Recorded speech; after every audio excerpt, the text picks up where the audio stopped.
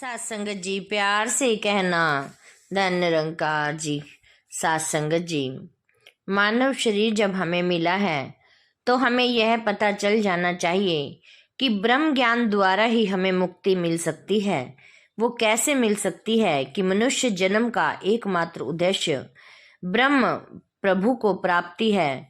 इसलिए इसको इतना चेतन मस्तिष्क तथा तीक्ष्ण बुद्धि वाला कंचन जैसा बहुमूल्य शरीर मिला है। इसी कारण मानव जन्म को दुर्लभ बताया गया है। ब्रह्म की प्राप्ति का एक मात्र मार्ग ब्रह्म ज्ञान ही है, जो गोपनीय है। सात संगत जी, ब्रह्म ज्ञान मोक्ष का दाता वह अत्यंत कल्याणकारी है। यह ज्ञान दोषरहित व श्रद्धा से युक्त भक्त को ही बताया जाता है और वही ही इसकी कदर कर सकता है। सात संगत जी, यह संसार किसी भी दृष्टि से सुख रूप में नहीं कहा जा सकता, क्योंकि यहाँ हर चीज नाशवान है। इस दुख रूप संसार को तर जाने का रास्ता केवल ब्रह्म ज्ञान ही है। यह ज्ञान समस्त विद्याओं का राजा है। इसके अतिरिक्त कोई भी विद्या निर्वाण पद तक नहीं पहुंचा पाती। इस ज्ञान में श्रद्धा नहीं रखने वाले मृत्यु रूपी संसार में ही भ्रमण करते रहते हैं। यहाँ ज्ञान परम पवित्र व सर्वोत्तम होते हुए भी जानने व अपमानने में अति सुगम है। यह ज्ञान ब्रह्म की साक्षात अनुभूति कराना है, जो समस्त क्रियाओं का मालिक है। इसके संकल्प से समस्त सृजना की उत्पत्ति होती है। ब्रह्म की अनुभूति कोई नीरस विषय नहीं है, बल्कि ब्रह्मानंद की प्राप्ति तो इतनी ऊंची बताई गई है कि जिसके आगे फिर किसी ऊंचाई की आवश्यकता ही नहीं रहती। वास्तव में ब्रह्म ज्ञान से मानव की माया की निवृत्ति हो जाती है और प्रभु का स्वरूप सूर्य की तरह प्रकाशित हो जाता है। माया से ही तो अज्ञान का अंधकार छाया हुआ है। इस अंधकार रूपी अज्ञान में जो मानव मोहित हो रहा था, उसके अंतःकरण का अज्ञान मिटाने का सफल इलाज ब्रह्म ज्ञान ही है, जिससे वह नाशवान व अविनाशी की परख करने में सफल होता है। वह अविनाशी ब्रह्म से जुड़ने का प्रण लेता है। परमात्मा व प्रकृति को तत्व से जानकर ही मानव परमात्मा की ओर आकर्षित होता है और अंत में परम गति का अधिकारी होता है। वह अपना शरीर नाश होने पर भी आत्मा का नाश नहीं मानता। वह दृढ़ता पूर्वक समझ जाता है कि आत्मा नाश रहित परमेश्वर का अंश है। वह वास्तव में पहचान कर लेता है कि यह नाश रहित ब्रह्म तो जो प्रलय के साथ भी प्रलय नहीं होता, समस्त भूतों के बाहर भीतर परिपूर्ण है तथा सब ओर से हाथ पैर नेत्र सिर मुख व स्रोत होकर संसार में सबको व्यापक करके स्थित हो जाता है। स्थित ब्रह्म ज्ञान मनुष्य के जीवन का आधार व दृष्टिकोण ही बदल देता है।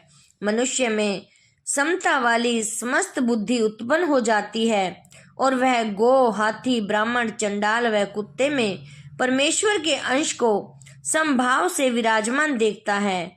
यह उपलब्धि किसी और कर्म से प्राप्ति नहीं हो सकती। परम पवित्र ब्रह्म ज्ञान संपूर्ण कर्मों की पराकाष्ठा है। संपूर्ण संसारिक यज्ञों से ज्ञान रूप यज्ञ की सर्वश्रेष्ठ है। इसमें अज्ञान की बलि दी जाती है। वह अज्ञान तत्व के जानने वाले ज्ञानी महात्माओं के उपदेश से प्राप्त होता है। इसके लिए कर्म कांड यज्ञ अग्निहोत्र पठन पाठन दान व्रत या अन्य कोई रास्ता नहीं है। ऐसे तत्ववेता उपदेशक ज्ञानी महात्मा स्वयं भी मृत्यु के मुख से सदा के लिए छूटे हुए होते हैं तथा दूसरों को भी ज्ञान प्रदान करके बंधन से मुक्त कराते हैं। यदि मानव इस स्वर्ण अवसर को छोड़ देता है, वे ज्ञान के द्वारा अपने मोक्ष का साधन नहीं करता, तो उसके अनेक जन्मों का अनेक लोकों में अनेक योनियों में जन्म लेना पड़ता है। वह इसमें कई कल्प भी लग सकते हैं। जैसे नदियों समुद्र में विलीन हो जाती है, वैसे ही ब्रह्म ज्ञानी की परम शुद्ध दिव्य आत्मा इस अनंत व सर्वज्ञ परमात्मा में विलीन हो जाती है। जीवात्मा विश्व का भोक्ता बने रहने से माया के अधीन रहता है वह असमर्थ हुआ माया में बंध जाता है। आत्म तत्व अति सूक्ष्म है, वह तर्क से परे है। इस कारण आत्म तत्व का बोध स्वयं संभव नहीं है, बल्कि किसी और ज्ञानी महात्मा के समझे बिना यह तत्व समझ में नहीं आता।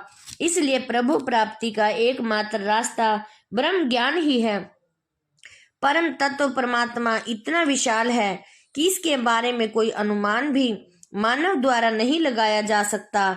इसकी विलक्षण विशेषता यह है कि संपूर्ण लोकों की रचना करके उनकी रक्षा करता हुआ वह उन पर शासन करता हुआ परमेश्वर प्रलय काल में इन सब को अपने में समेट लेता है।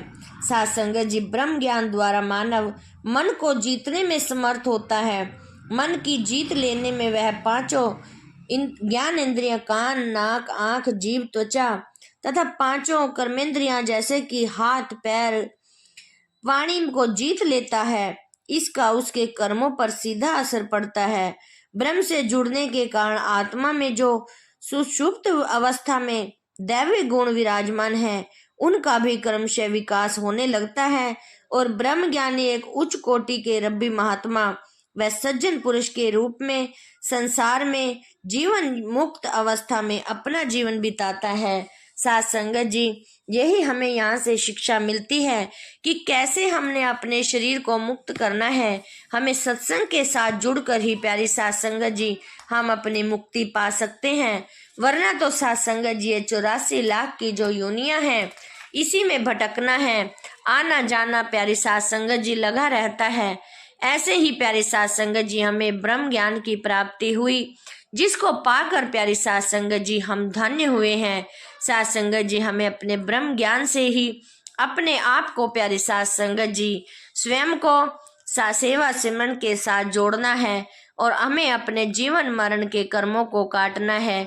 साथ संगत जी हमें कर्म ऐसे बनाने हैं कि प्यारी साथ संगत जी हमारे पिछले जन्मों को भी काटने का पड़े, वरना तो प्यारी साथ संगत जी यदि अब ये मानव जीवन भी हमने ऐसे ही बिता दिया तो प्यारी साथ संगत जी हम जन्मों जन्मों तक दुखी ही रहना है। यही प्यारी साथ संगत जी जीना मरना लगा रहेगा, यही प्यारी साथ संगत जी योनियों में घूमते रहेंगे। साथ संगत जी दासी को ज्यादा नॉलेज भी नहीं है। प्यारी साथ संगत जी दासी जितना सुनती है उतना ही प्यारी साथ संगत जी आप तक रख सकती है। साथ संगत जी दासी को भी आशीर्वाद दो, दासी भी वचनों पर चल पाए और प्यारी साथ संगत जी जो जो दासी बोल जाती है इन वचनों पर भी प्यारी साथ संगत जी दासी चल पाए। दासी के प्यारी साथ संगत जी बोल ना रह जाएं, दासी भी इन बोलों को अपने जीवन में ढाल पाए। और प्यारी साथ संगत जी दासी इन्हीं वचनों से आपसे इजाजत चाहेगी। प्यारी साथ संगत जी कोई भी त्रुटि हो गई हो तो दासी को अनजानी बच्ची समझकर प्यारी साथ संगत जी क्षमा कर देना। साथ संगत जी प्यार से कहना, धन्य निरंकार जी।